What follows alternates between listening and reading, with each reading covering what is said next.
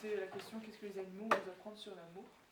Tout d'abord, laissez-moi vous donner quelques chiffres pour que vous puissiez vous visualiser le mieux possible les points sur lesquels les animaux sont à prendre en exemple.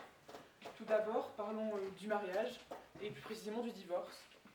Selon l'ADH, 53% des mariages terminent en divorce quelques années après, mais ce n'est pas tout, il y a également la violence conjugale. Selon l'Institut pour l'égalité des femmes et des hommes, une personne sur trois a déjà vécu au moins une fois dans sa vie de la violence conjugale. Mais revenons-en au sujet, des animaux. Ah, ces animaux, eux qui vivent l'amour d'une manière diamétralement opposée à la nôtre. Nous le savons tous. Quand je dis différemment, je ne veux pas dire qu'ils n'aiment pas. Je veux dire qu'ils aiment par nécessité et pas par envie. Ils aiment parce que c'est inscrit dans leur gène.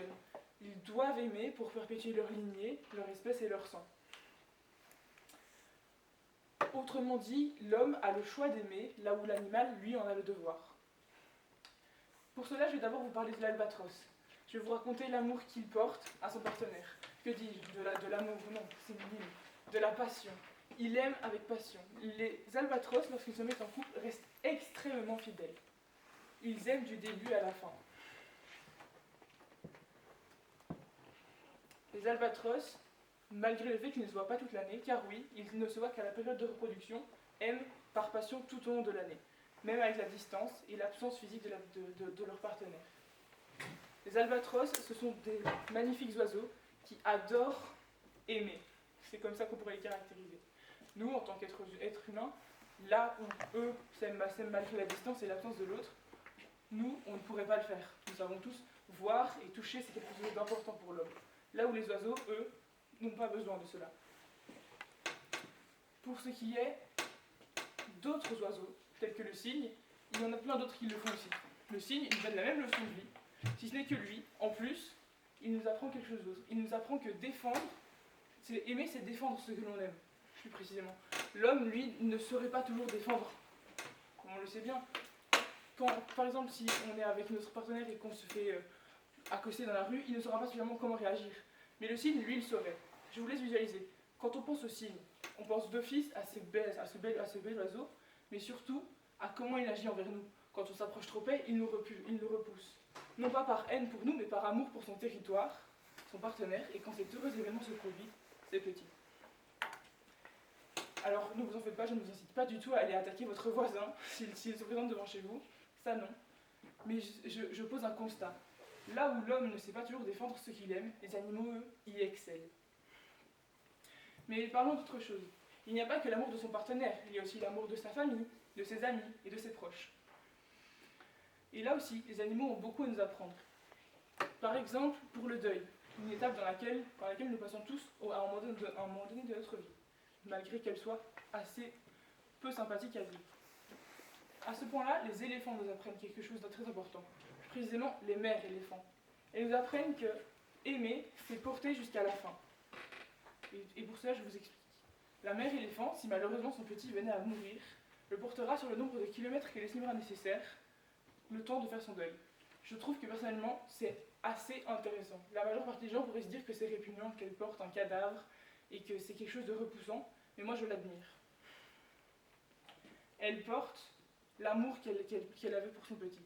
Et ça sur des milliers ou des dizaines de kilomètres, et au moment où elle le pose, c'est là qu'elle termine son deuil. Ou en tout cas qu'elle estime qu'elle n'a plus besoin de porter son petit pour aller à l'étape suivante.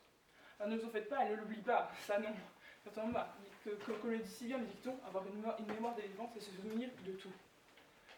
Mais c'est une étape nécessaire, que de laisser dans le passé ce qu'il y a et de vivre pour lui après. Mais les éléphants ne nous apprennent pas ça, ils nous apprennent aussi sur les liens familiaux. Les éléphants dans la nature vivent en groupe, ce sont des animaux de troupeau. Et ce qu'ils nous montrent, c'est qu'il n'y a pas besoin d'avoir un lien de sang pour aimer la personne. Par exemple, dans la nature, les femelles éléphants vivent en groupe et les mâles en petits groupes ou seuls.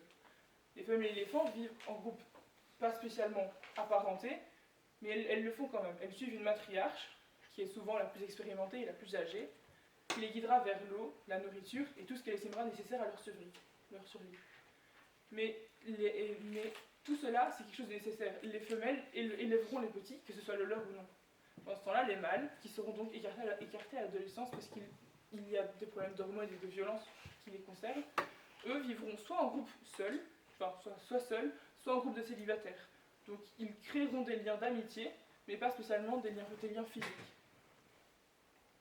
Mais les animaux ne sont pas, enfin, ces animaux ne sont pas les seuls à nous apprendre que l'amour peut être inconditionnel. Il y a également par exemple le chien. Et oui, cet animal que nous connaissons tous sous un bon ou sous un mauvais jour, en fonction de ce que nous avons vécu, lui, le meilleur ami de l'homme, nous apprend que l'amour est inconditionnel. Qu'il n'a pas besoin de mots pour exister, ni de physique, mais d'action. Il a besoin qu'on nous le montre. Prenons par exemple lorsque nous allons en balade avec un chien dans la forêt. Si nous le détachons et qu'il reste près de nous, il nous montre à ce moment-là qu'il tient plus à nous qu'à ce qu'il y a autour. Car nous le savons, dans la forêt, il y a des odeurs, d'autres animaux, des stimuli multiples et variés, et pourtant il reste près de nous. Il nous montre que la relation qu'il entretient avec nous vaut toutes ces choses qui pourraient pourtant le captiver d'une manière bien différente.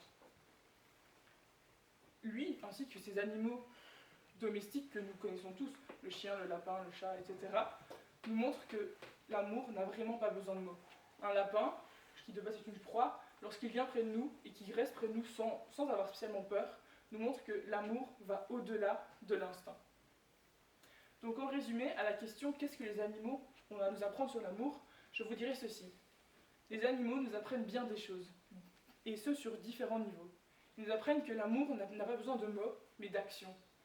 Que aimer, c'est être fidèle, passionné et attentionné. Qu'il ne suffit pas d'aimer comme un sentiment, mais qu'il faut le montrer et arriver à faire en sorte de le faire paraître au quotidien. Aider quelqu'un au quotidien sera largement assez pour lui prouver notre amour. Par exemple, notre mère, si tous les matins nous venons l'aider à faire la cuisine ou des choses comme ça, elle saura qu'on l'aime parce qu'en plus de lui dire et de lui montrer, on agit en conséquence.